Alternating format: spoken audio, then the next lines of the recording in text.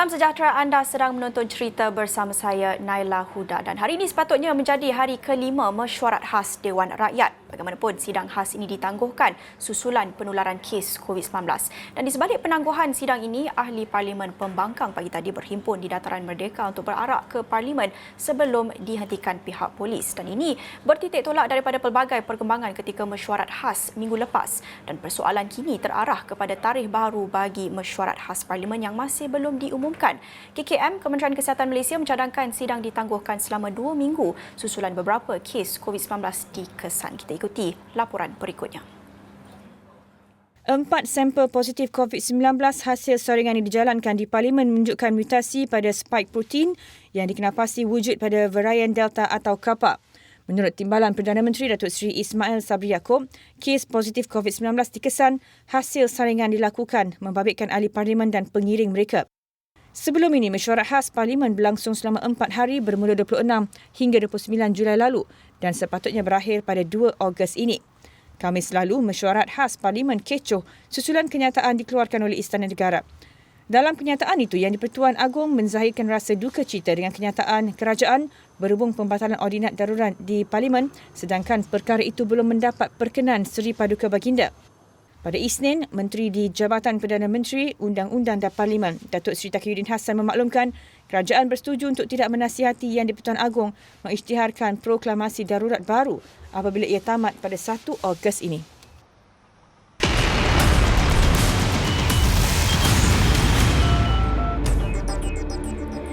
Dalam perkembangan politik tanah air ini, kenyataan yang baru saja kami terima, UMNO akan memanggil mesyuarat khas Majlis Kerja Tertinggi pada petang esok 3 Ogos 2021 secara dalam talian.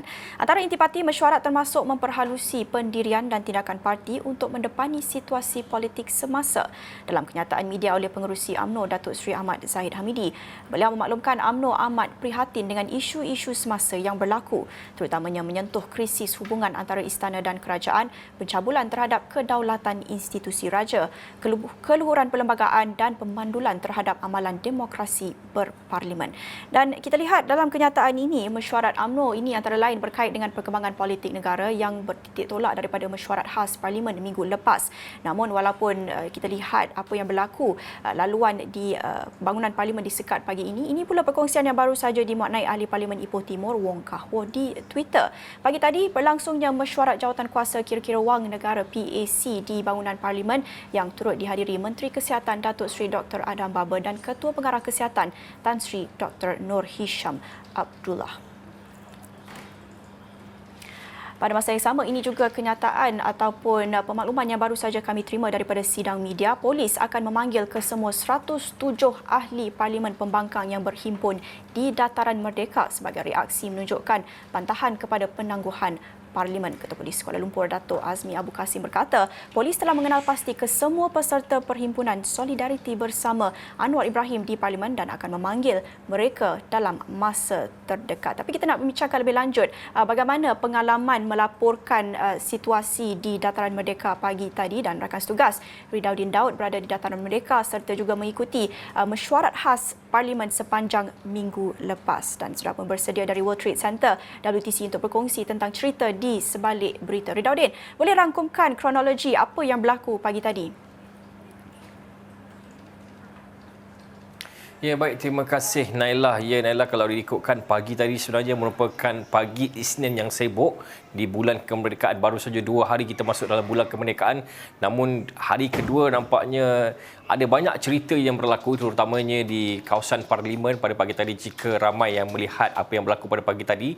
Kalau diceritakan kronologinya, kami tiba di bangunan Parlimen kira-kira jam 7.30 pagi, di mana pada waktu itu tidak ramai media yang ada, hanya saya, Firdaus Azil, Rizal Rahim dan juga Amarul, kameraman kami yang berada di sana, dan kemudian ada saya fikir 3 atau 4 media lain yang berada di sana yang mungkin lebih awal tiba dari kami.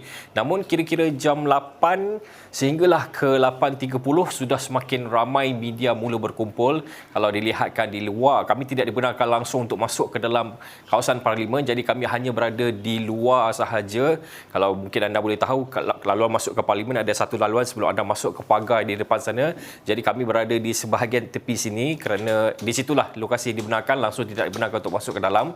Namun berdasarkan kira-kira jam 8.30 sampailah ke 8.45 langsung tiada pergerakan, hanya rakan-rakan media saja yang bergerak ke sana dan ke sini. Namun pada kira-kira jam 8.55 pagi ada sebuah kenderaan hampir dan cuba masuk ke dalam bangunan Parlimen namun tidak dibenarkan, dan selepas kami melihat kenderaan tersebut sebenarnya membawa Ahli Parlimen Sungai Petani Datuk Johari Abdul, dan kemudian beliau diarahkan untuk berpatah balik. Jadi dari situlah sebenarnya bermulanya segala orang kata spekulasi dan juga kabar-kabar angin yang bertiup di kalangan pengamal media, di mana sekiranya apabila kami melihat, mungkin kami boleh katakan beliau mungkin, kalau bahasa biasa kita berborak, mungkin tengah rekit line nak tengok macam mana. Jadi mungkin beliau datang dan beliau kemudian diarahkan berpatah balik. Jadi di situ sebenarnya kami berfikir mungkinkah sebenarnya, sebab kalau diikutkan 8.55 pergerakan pertama, jadi kami fikir mungkin akan ada lagi pergerakan lain. Namun nampaknya sampailah sehingga ke 9.15 pagi langsung tiada pergerakan masuk. Hanya benar-benar kereta Johari Abdul sahaja. Jadi di situ mulalah ada pengawal media yang mula mendapat info bahawa sebenarnya semua ahli parlimen tidak dibenarkan untuk masuk. Bukan daripada situ, sebenarnya daripada bulatan Dato' On lagi sebenarnya mereka sudah pun dihalang kerana di sana ada beberapa polis sudah pun berkawal, dan sebenarnya di sekitar kawasan parlimen juga ada beberapa laluan masuk yang sudah pun dikawal oleh polis, kerana kami sempat juga pergi untuk pusing pagi tadi. Jadi dari situlah kami mendapat tahu bahawa nampaknya mereka sudah berkumpul di dataran mereka. Jadi bayangkan daripada bangunan parlimen yang saya fikir jaraknya lebih daripada 1 kilometer, memandangkan kenderaan sudah tiada kerana langsung tidak boleh untuk masuk. Jadi kami terpaksa berjalan kaki dari bangunan parlimen. Semua pengawal media berjalan kaki daripada bangunan parlimen tersebut sampailah ke dataran mereka yang saya fikir jaraknya lebih daripada 1 km, dan sampai di dataran mereka rupanya sudah ramai ahli parlimen berada di sana. Dan seperti anda tahu, Ashraf Ghani sempat membuat secara langsung ucapan-ucapan beliau, ucapan-ucapan pemimpin pembangkang sebenarnya.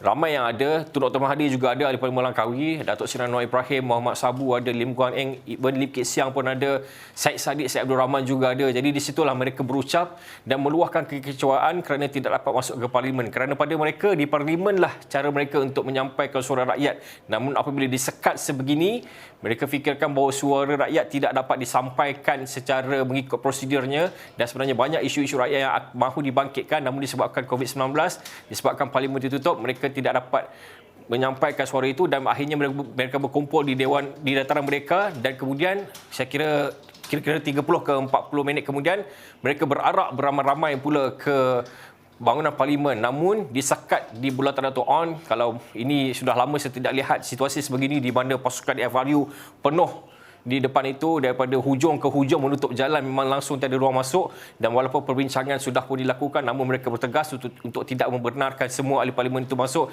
Dan kira-kira jam 10.50 kemudian mereka diarahkan untuk bersurai, media juga diarahkan untuk bersurai. Jadi di situlah kisahnya bagaimana mereka kemudian akur dengan apa yang diarahkan oleh pihak berkuasa dan bersurai sebaik saya diarahkan kira-kira jam 11 pagi, 10.50 secara lebih tepatnya, Nailah.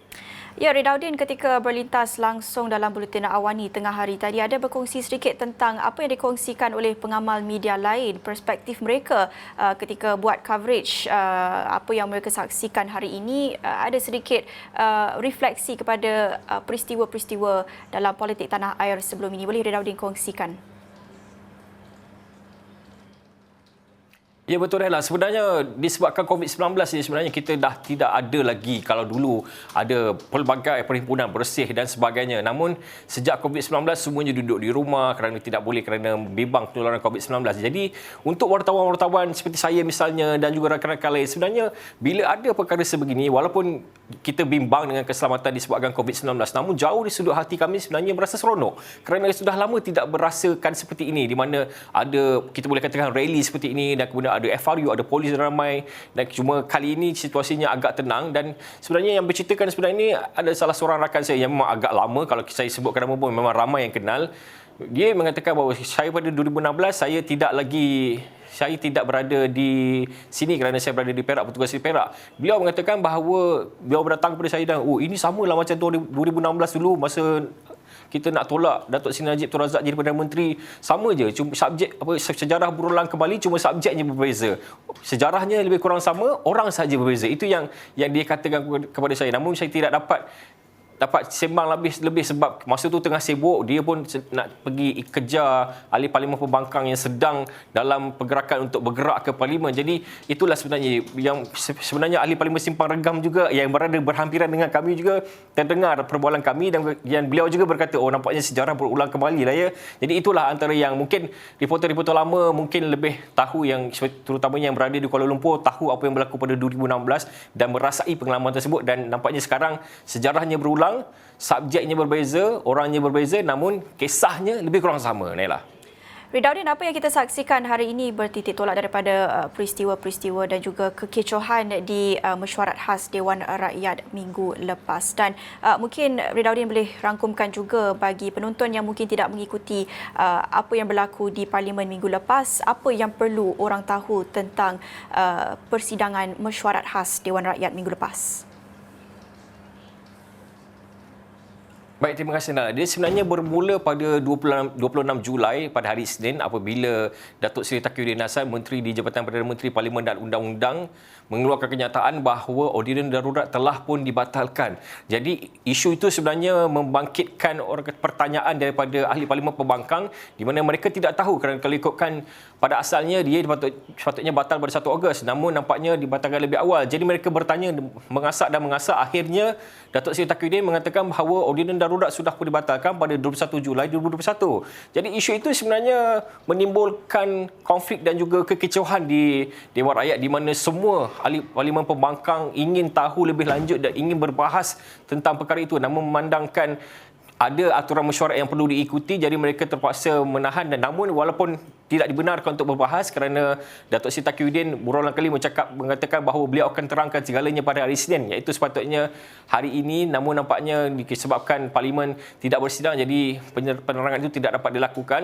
Dan kemudian pada 27 hari bulan juga, 28 hari bulan juga, perkara ini dibangkitkan, dan kemuncaknya adalah pada 29, iaitu pada Khamis, apabila Istana Negara mengeluarkan kenyataan bahawa Yang di-Pertuan Agong menzahirkan rasa amat duka cita dengan pembatalan ordinan darurat yang dilakukan lebih awal tanpa perkenan baginda.